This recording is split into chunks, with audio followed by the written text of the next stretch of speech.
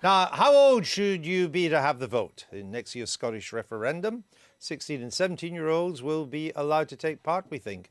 But for almost all other elections in Britain, you have to be 18. Yesterday, MPs debated a motion brought by the Lib Dem MP Stephen Williams on lowering the voting age for all elections to 16. He says that citizenship lessons in school have made young people better informed, really, than previous generations. Here's some of the debate.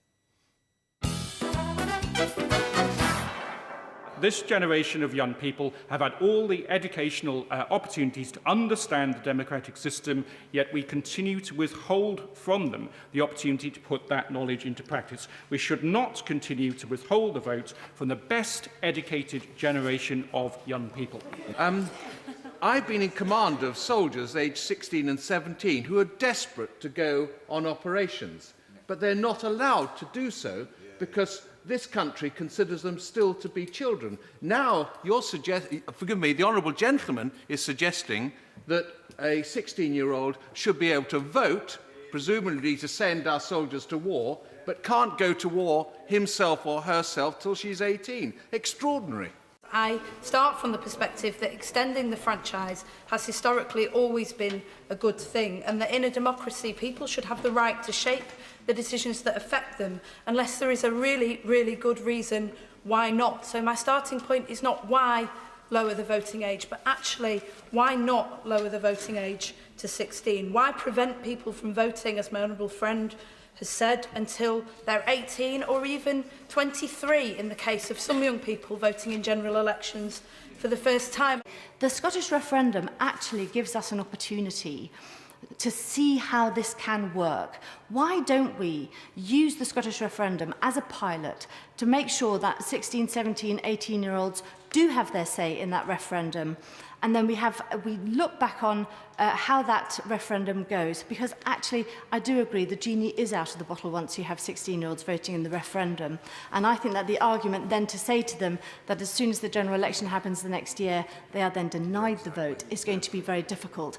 There is nothing so nauseating and ridiculous at seeing MPs trying to court the youth vote, trying to appear trendy by wanting to pursue these kind of youth matters. That's what this is all about. It's about MPs trying to look trendy and youthful in their constituencies. To be perfectly honest, Mr Deputy Speaker, it's rather pathetic. It would at least be better if they had some sound logic behind their views, that they really did trust 16-year-olds to make decisions and they trusted them to make all decisions. But what we've heard today is we believe 16-year-olds are capable of voting, but they're not capable of making other decisions that affect their lives.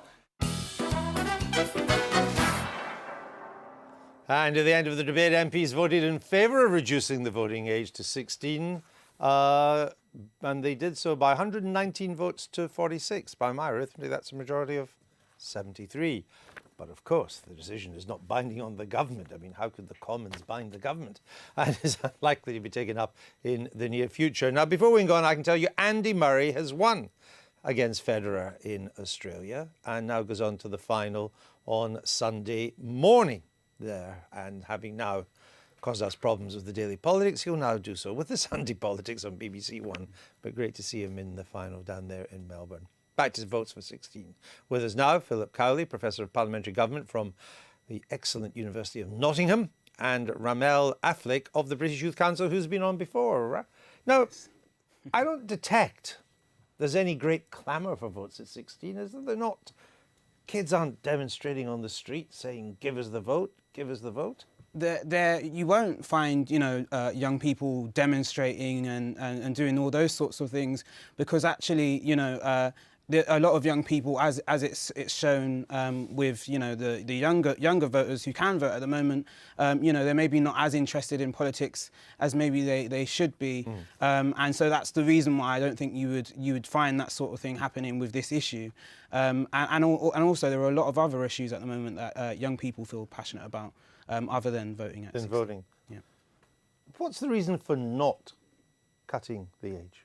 Well, I think there's lots of reasons for not doing it, but the number one reason from my perspective would be that this is about the only bit of the British Constitution that people both understand and support.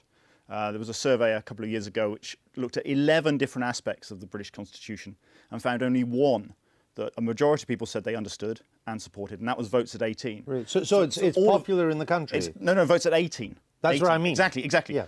Status quo. So all of this debate yesterday was about reinvigorating politics. That was the arguments given by Stephen Williams, who moved the debate, the Labour frontbench line. This is a way to reinvigorate politics. It seems to me to be bizarre to start doing that by taking the one bit that people like and changing it. And this is opposed by 70–80% of the public. I mean, what a strange way to try to reinvigorate democracy. I mean, if, as you say, there's no great clamour for it in the first place, why would giving people something that they're not desperate for reinvigorate politics? I think, well, my argument isn't that it's by giving people, 16 and 17-year-olds the vote. I don't think the argument is that it's gonna suddenly make them want to vote. I think that's a whole separate issue that definitely needs to be tackled. Right. But I think that actually, maybe a lot of the older generation might not want, 16 and 17-year-olds to vote. But at the end of the day, they're not in that position. They're not, for example, living independently in a situation where, they have no effect and no real say in, maybe their local council and what they're doing. At that age, at the moment, you can leave school, you can start earning a proper salary from 16. Mary.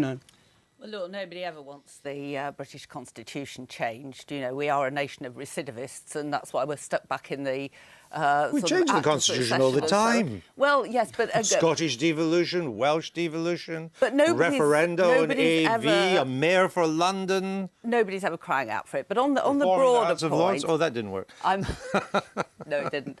I'm all for votes at 16. I mean, I think actually the point made in the debate was quite patronising, that people have a better educated citizenship classes and so on by the time they're 16, as if the older voter has some peculiar monopoly on sagacity and wisdom. But also, I think a lot of what goes down in politics is aimed specifically at very young people. In Blair's time, we had ASBOs, we had all these statutes which were specifically aimed at children and young people. Now we've got university tuition fees, which, of course, affect exactly your generation. Child benefits aimed at children. We don't give them the vote. No. But of course, you have to draw a reasonable, pragmatic line somewhere. To me, 16 sounds just about right. That's the point. There has to be a line drawn somewhere, because many of the arguments that Mary's just used would apply to 14-year-olds or 13-year-olds or 8-year-olds, in fact. So you draw the line. You draw the line somewhere. And when you look at the other ages at which we are now beginning to allow people to do things, actually those ages are moving up to 18, not down to 16. Many of the people in that debate yesterday who will have voted for votes at 16, in recent years voted not to allow people to buy a firework until they're 18, not to go into tanning booths until they're 18. The ages are going up, not down. And this is the outlier. But I think that's the thing that Let me bring Craig in and I'll come back. That needs to be addressed. I mean, you kind of hit the nail on the head in that this is a solution looking for a problem. You only need to look at how few MPs were sat there on the green benches to see that. But it is that if we're going to tackle this issue, we have to have a look across the board. What can you do at 16? What can you do at 17? What can you do at 18? And at the moment, we've just spent 20 minutes or so talking about the state of the economy. That's got to be the priority. So therefore, why not let young people have a vote on the state of the economy, since their futures will be affected by it? But are we going to seriously spend days, weeks, months arguing about this in Parliament? The way things are going at the moment, we'd probably put it to a referendum. That's going to cost millions. It's going to take ages. I'm right in thinking it's not going to happen in the immediate future. Actually, anyway. I think it's interesting. I think it is now more likely to happen than it was. Not really because of yesterday's vote, non-binding motion, only 25% of MPs taking part, but the fact that the Labour Party has begun to shift on this. And I think that is the key bit about yesterday's debate. So I think it's more likely. If Labour formed a majority government after 2015, you think this could be on the agenda? I think it's very likely to be in the manifesto. No, I know you think it's right. Well, do you think they'll put it in the manifesto? I wouldn't at all be surprised. I So think it won't that's happen? Absolutely right. I think that, I think Labour is very keen on doing that, and I would expect it to be in the manifesto. Yes. I mean, Miliband was a supporter before, and of course, it's not even just a majority Labour government. A deal between the Lib Dems, who have long supported votes for 16-year-olds, and Labour might make it very likely. It's interesting how a few places it actually happens around the world. Our elves have been digging deeply here. It's the Channel Islands have it. I wouldn't have thought that. The other man, Austria has it. I think Cuba might have it as well. Yeah. But very few of the world's, I mean, in Cuba it doesn't really matter because your vote doesn't count, but very few of the world's democracies have votes at 16. It's I think we should lead the surprising way. in a way. Also, I mean... Let me bring Ramel in. I think we should lead the way. And actually, you know, if you look, for example, within political parties, for example, if I was a member of the Conservatives, I could vote David Cameron to be leader of the Conservatives, but I couldn't vote his party to be within government. And, interesting. you know, so there's that argument too. We've got, you know, young what are you people doing can. now? For me at the moment, I run my own business, and How old are you? I'm 18, almost 19, and you know I'm Immaculately dressed compared to more of the scrappy MPs that come in here too. Well, And thank you. You come back and see us. It's good to see you. Definitely. It's good to talk to you. Nottingham's still the best politics department in the country? Of course. Just checking. Thank you both.